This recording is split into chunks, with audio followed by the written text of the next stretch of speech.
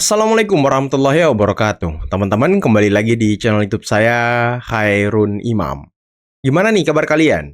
Semoga kita semua selalu diberi kesehatan, kemudahan, dan juga limpahan rezeki dari Yang Maha Kuasa. Nah, di video kali ini kita akan menyaksikan beberapa tayangan yang sangat menarik dan juga sangat-sangat mengejutkan. Di mana mantan Ketua BEM UGM, Ardiantol itu, Tio Ardiantol itu, sepertinya sebentar lagi akan mendekam di dalam penjara.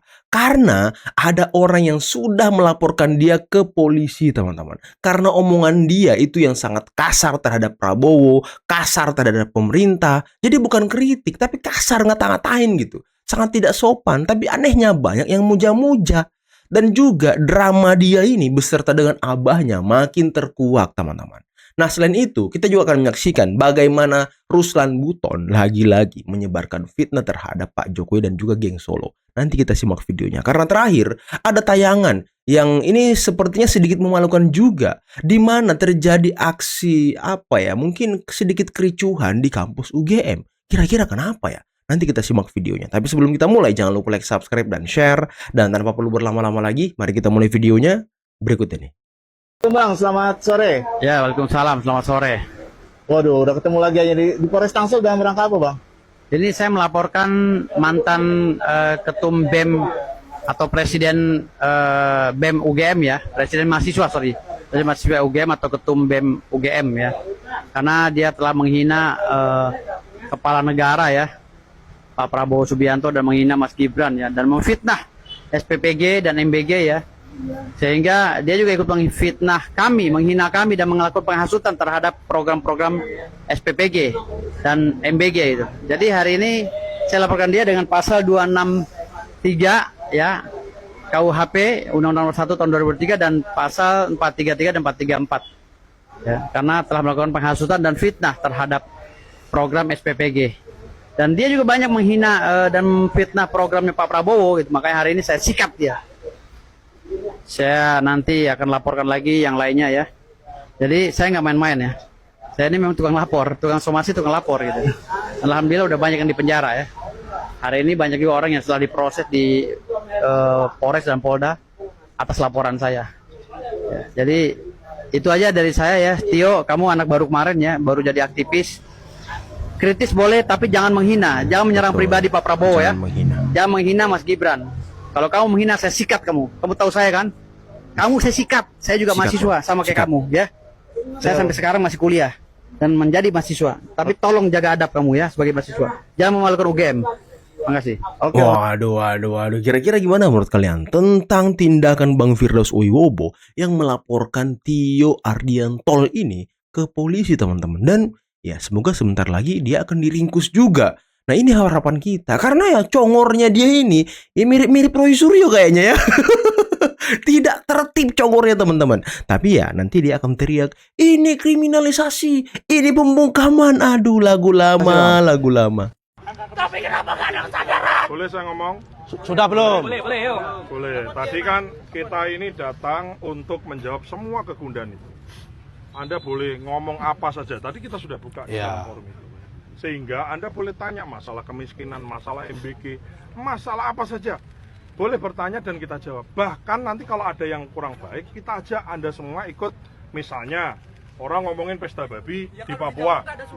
Loh, ini saya kasih tahu. Misalnya pesta babi di Merauke, Anda misalnya, kalau mau, ayo kita pergi. Misalnya gitu loh. Bapak bersalah atau tidak? Bapak merasa bersalah atau tidak? Jujur.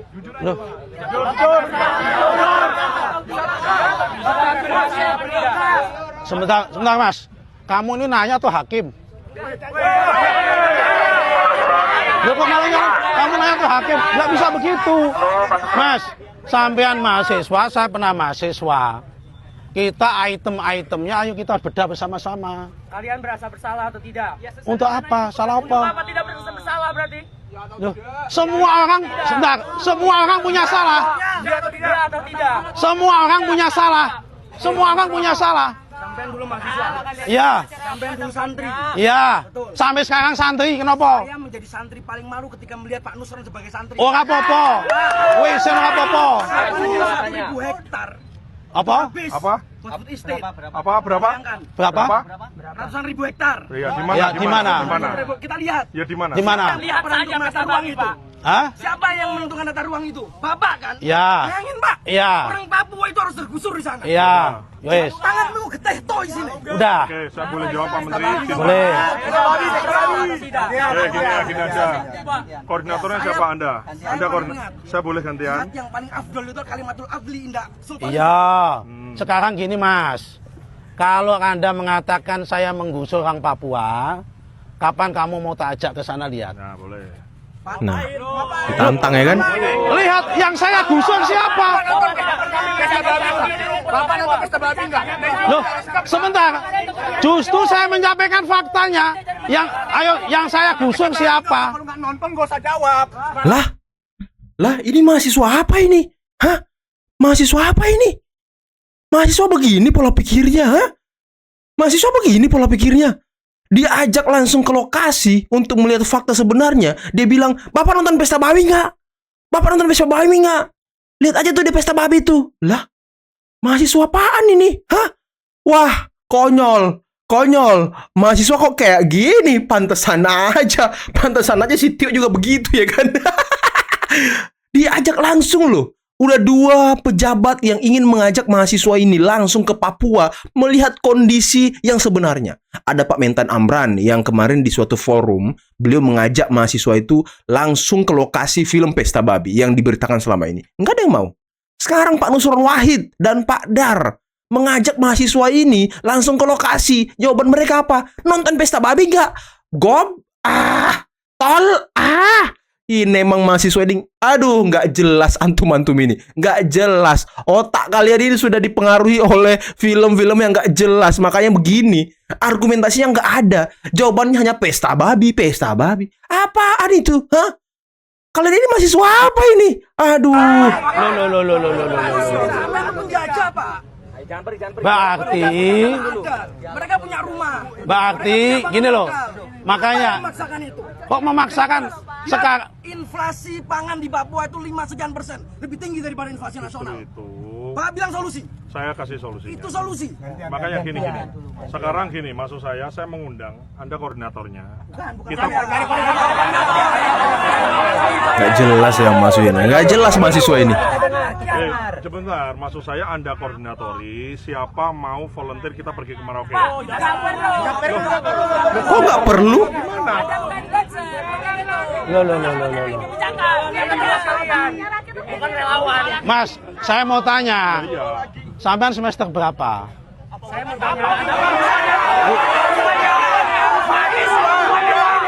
Bu, loh, ada kaitannya. Kaitannya, Mas. Saya bertanya, kalian merasa bersalah atau tidak? Sepakat. Soal salah, saya semua orang punya salah, kamu juga punya salah. Iya atau tidak? Wes, iki diskusi ora diskusi, mohon maaf. Enggak apa-apa, wes enggak apa-apa. Jika reformasi jilid 2 dilakukan, berarti ada penggerak. Ada yang menggerakkan. Siapa yang menggerakkan? Oligarki yang hari ini ruang geraknya sangat terbatas. Kemudian, yang paling menonjol adalah geng Solo yang tidak ingin Prabowo berkuasa sampai 5 tahun. Geng Solo. Geng Solo ini ingin mencari selamat. Udah terlalu menikmati kekuasaannya selama 10 tahun. Geng Solo. Mereka udah tahu jalur-jalur di mana yang akan menguntungkan mereka. Sekarang ditutup oleh Prabowo. Jadi saudara-saudaraku semuanya, Nggak jelas juga kawan ini. gunakan akal sehat. Gunakan kecerdasanmu dalam berpikir, menganalisa tentang kondisi bangsa saat ini. Asik.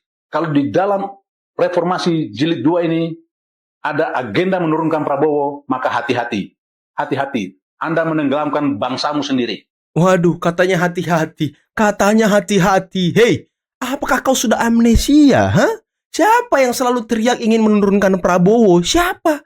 Hah? Kau sendiri kan yang pernah mengatakan apakah Prabowo harus dimakzulkan? Waduh.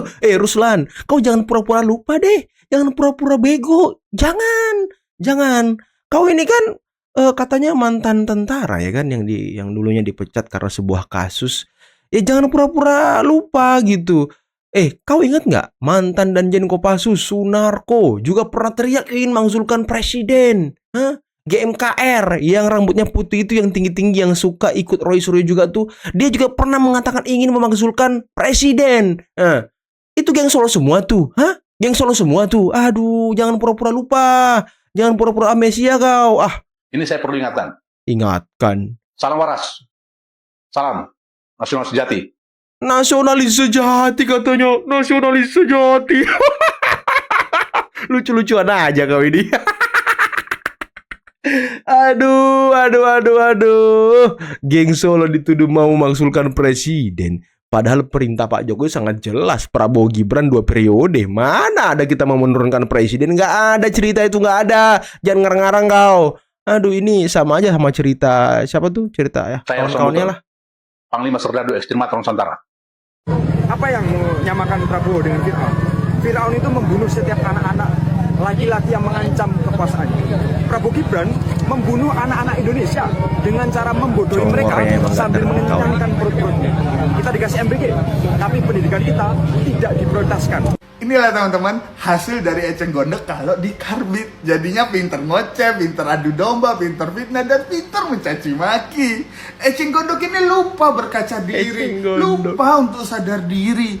Menganggap orang yang berseberangan itu selalu buruk, dicaci maki lah. Padahal eceng gondok ini ngurus dirinya sendiri aja nggak becus. Betul. Bayangin, kuliah udah semester 10 aja nggak lulus ya, padahal nggak kerja apa-apa, nggak ngapa-ngapain. Tapi punya mobil Fortuner ya kan. Aduh, ngeri. Tapi lebih lucu lagi ya, yang menyanjung-nyanjung si eceng gondok. Karena eceng gondok mencaci maki, menghina, memfitnah pemerintah, dianggaplah orang cerdas. Betul. Ketika eceng gondok berani melawan pemerintah, dianggaplah sebagai pahlawan. Aduh, tolonglah, jangan menjadikan hal yang buruk dibiasakan jadi hal yang wajar. Kita boleh mengkritik, tapi harus dengan data yang jelas, bukan asal ngoceh. Eceng gondok ngomong bahwa Prabowo Gibran membunuh anak-anak Indonesia dengan cara membodoh-bodohi, memberikan perut anak-anak Indonesia kenyang, tapi tanpa memikirkan pendidikan. Nah, ini apa? Ini apa? Keren banget ini. Udah jelas kan, kalau si eceng gondok ini cuman asal ngomong supaya apa? Supaya rame, supaya tambah panas, adu domba sana sini. Tambah terkenal. Gitu loh. Eceng gondok ini nggak bisa apa-apa. Ya, stop ya. Jangan membungkus caci makian ini sebagai kritik. Kritik itu tidak seperti itu. Gunakan kritik dengan data yang jelas, dengan adab yang baik. Kalau itu tujuannya tulus dari hati dan cinta terhadap Indonesia. Salam NKRI, harga mati. Salam Ketika NKRI, Bang. anak dan abah lagi main drama-dramaan. Teman-teman sekalian, bisa dilihat, ini adalah alat baca yang namanya PPX Finder. Asik. Saya tahu ini karena muncul di notifikasi ponsel saya. Kemudian tadi kita cari dan kita temukan alat baca ini ada di bawah Alat kendaraan. pelacak. Dipasang entah oleh siapa, tapi yang jelas ini adalah satu kejadian yang sangat menjijikkan. Yang menunjukkan betapa menjijikannya juga rezimnya hari sedang berkuasa. Kita yang mengkritik untuk perbaikan bangsa dengan ketulusan cinta justru dibalas dengan ancaman dan mara bahaya. Mari rekan-rekan kita pastikan bahwa semakin ditekan, semakin melawan, semakin diteror, semakin gacor, semakin diintimidasi, direpresi, maka semakin cepat hari-hari revolusi. Semakin kritik, semakin vokal, semakin banyak duit dari Soros. Aduh. Gitu gak sih? Kasih Rio dan teman-teman. Hit and run. Flashback. Kami tidak butuh makan gratis. Kami tidak butuh susu gratis, Pak. Terima kasih, Pak. Harapan kami besar untuk Bapak. Asik lagi nangis. Drama Abah. Rupanya anak Abah dan abahnya sama-sama aja kan, tukang drama. Aduh. Mungkin kalau caranya Pak Jokowi, saya melihat beliau itu mainnya halus, diem, gitu, senyap. Tapi deal kanan kiri ya. Ini Pak Jokowi itu Sun Tzu sejati itu. Pak Jokowi itu menang dulu baru berperang. Yakin dulu dia menang tuh, dan di tangan kemenangan itu baru dia ikut perang. Kalau orang lain dalam politik itu perang dulu buat cari kemenangan kan? Pak Jokowi sebaliknya itu. Dia menang dulu baru berperang. Memastikan diri ikut perang. Jadi kalau nggak menang dia nggak akan berperang tuh. Yang merupakan kelompok minoritas 1% yang menguasai berbagai aspek bisnis, itu semua tidak terlihat. Yang ada adalah kekuatan negara mengancam para pebisnis secara sesuatu yang menurut kita juga tidak adil secara konstitusional. Patriot bond lah, atas dasar macam-macam akan ada bond-bond yang lain yang menurut saya itu tidak adil bagi mereka. Misalnya apa yang terjadi dengan Koperasi Merah Putih, menutup Alfamidi, Indomaret dan segala macam, itu kejahatan pola yang sama yang dilakukan. Ini yang saya bilang, Bung Ferry. Itu terjadi, itu menteri yang ngomong. Tentu ada yang nggak senang, pasti ada yang nggak happy. Ya, pasti selalu ada yang nggak happy dari kebijakan-kebijakan yang seperti ini. Terutama orang-orang yang selama ini menikmati keuntungan luar biasa berlipat ganda dari praktek yang tidak pernah mau dibicarakan ini. Praktek yang terjadi, dilakukan, dirasakan, tapi selama ini tidak pernah mau dibicarakan. Tahu sama tahu aja. Hari ini presiden kita membicarakan praktek ini. Hari ini presiden kita membuatkan peraturan untuk menghapus praktek ini. Jadi dalam perdagangan kita ke luar negeri, dalam perdagangan komoditas kita, terutama komoditas batubara dan sawit, itu ada praktek yang selama ini terjadi yang disebut dengan undercounting. Hitungan yang diekspor itu, yang tercatatnya jauh lebih rendah daripada ekspor yang sebenarnya. Misalnya ekspornya 10, dicatatnya cuma 5. Yang 5 lagi, walau alam. Ada juga under invoicing. Misalnya nilai ekspornya 100 miliar, kemudian klaimnya hanya 50 miliar. Atau juga ada transfer pricing. Saya bikin perusahaan Indonesia, kemudian saya juga bikin perusahaan di Singapura misalnya. Saya jual dari perusahaan saya ke Indonesia, ke perusahaan saya yang di Singapura, dengan harga di bawah harga pasar. Harga normalnya mungkin 15.000, saya jual 10.000. Tapi perusahaan saya yang di Singapura kemudian menjual ke buyer berikutnya dengan harga 15.000. Keuntungannya, ya selisih yang 5.000 tadi tidak dinikmati oleh perusahaan saya yang ada di Indonesia. Uangnya tidak ada di perusahaan saya yang di Indonesia, tapi di perusahaan saya yang ada di Singapura. Yang pegang uangnya siapa? Bukan Indonesia. Itu sesuatu yang diambil dari bumi Indonesia, ditanam di tanahnya Indonesia, hidup dari iklim Indonesia, dikerjakan oleh orang Indonesia, dengan air dan hujan yang ada di Indonesia, tapi kemudian nilai tambahnya tidak dinikmati oleh orang-orang Indonesia. Pemerintahnya nggak dapat manfaat, nggak dapat pendapatan. Masyarakat Indonesia secara keseluruhan juga tidak merasakan manfaatnya. Itu yang disebut dengan undercounting, hitungannya direndah-rendahkan, under invoicing, harganya, nilai ekspornya kemudian diturun-turunkan, dan transfer pricing. Harga dari sini ke perusahaan saya yang sama di luar negeri dibikin rendah. Tapi nanti yang menikmati keuntungannya adalah perusahaan saya yang ada di luar negeri karena menjual dengan harga pasar. Oke teman-teman, itulah tadi beberapa video yang bisa kita simak, yang bisa kita saksikan pada kesempatan kali ini. Dan miris sekali ya, miris sekali teman-teman, miris sekali melihat kondisi-kondisi mahasiswa sekarang ini. Apalagi ya dari kampus yang sangat terkenal, sangat ternama, bahkan mungkin nomor 1 di Indonesia ya kan. Aduh, inilah ya bukti bahwa memang film propaganda pesta babi itu sudah meracuni pikiran-pikiran masyarakat, pikiran-pikiran mahasiswa. Tanpa mereka bisa melakukan pendalaman lebih lanjut, tanpa mereka melakukan kajian-kajian lebih lanjut. Dan mungkin inilah perbedaan mahasiswa sekarang dengan mahasiswa dulu. Mahasiswa dulu kalau ada isu, mereka kaji, mereka dalami, mereka pelajari, kemudian melakukan tuntutan, melakukan poin-poin tuntutan. Ini enggak, nonton pesta babi marah-marah, nonton ini marah-marah, lihat status di Twitter, lihat status di Instagram marah-marah. Nah itu sekarang mental-mental mahasiswa tuh begitu tuh, nggak jelas semuanya. Contoh kemarin soal MBG, ada anak kecil yang ditanyain soal MBG saat aksi di lokasi waktu di Bundaran HI kalau nggak salah ya. Kalau nggak salah yang live itu Big Mo, akunnya Big Mo teman-teman. Dia tanya anak kecil ini, anak sekolah ini minta MBG jangan dihapus. Tapi ketika dia mau wawancarai mahasiswa malah minta MBG dihapus. Terus dia dikasih tahu sama Big Mo, kau minta MBG dihapus tuh, anak-anak sekolah yang di depanmu tuh minta MBG diteruskan. Lah, diam dia. Inilah bukti bahwa mahasiswa-mahasiswa sekarang hanya termakan propaganda media sosial. Gampang termakan narasi-narasi sesat, narasi-narasi yang mungkin sengaja dibangun oleh anti-anti Soros untuk memanas-manasi mahasiswa agar mereka turun aksi demonstrasi. Kemudian ketika mereka turun aksi, barulah Soros menunggangi mereka. Nah, inilah yang banyak terjadi. Kemudian dibangunlah narasi-narasi baru bahwa geng Solo yang ingin menunggangi, bahwa geng Solo ini, geng Solo itu. Aduh, udahlah. Kita tahu kok selama ini siapa yang ikut aksi. Siapa kemana yang ikut aksi di Bundaran HI? Anak-anak Abah, gerombolan yang kalah pilpres. Mana gerombolannya Pak Jokowi? Nggak ada yang turun aksi. Nggak ada sama sekali. Roy Suryo pun ada di lokasi pakai rompi-rompi kuning. Itu yang kalian sebut geng Solo. Aduh, udahlah. Kalian ini selalu halu, selalu lupa diri, selalu amnesia. Aduh, saya tuh heran ya sama orang-orang ini, manusia-manusia ini. Kok makin hari makin konyol gitu ya kan? Aduh, udahlah. Semoga kawan-kawan kita ini, mahasiswa ini segera belajar, segera evaluasi. Jangan mudah termakan propaganda. Udah diajak loh untuk langsung terjun ke Papua, melihat kondisi sebenarnya. Tidak ada yang berani, karena takut ketahuan omon-omon. Ah, udahlah teman-teman. Mungkin cukup sekian video kali ini. Jangan lupa like, subscribe, dan share videonya. Akhir kata, wabillahi taufiq wal hidayah. Assalamualaikum warahmatullahi wabarakatuh. Bye-bye.